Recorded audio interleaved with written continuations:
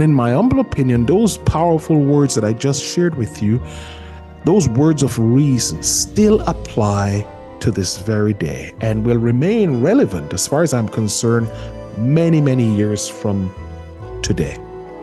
So as suggested earlier, if you are not physically incarcerated, the question is still calling.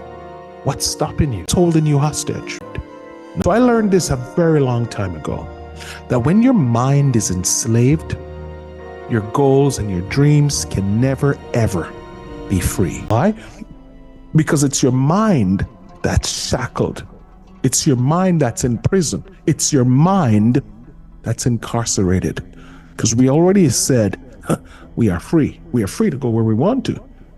But it's our mind that's locked up. Now, what makes this a huge challenge for most people, you see, the chains that holds our mind hostage and in bondage are invisible chains. They can only be felt or experienced.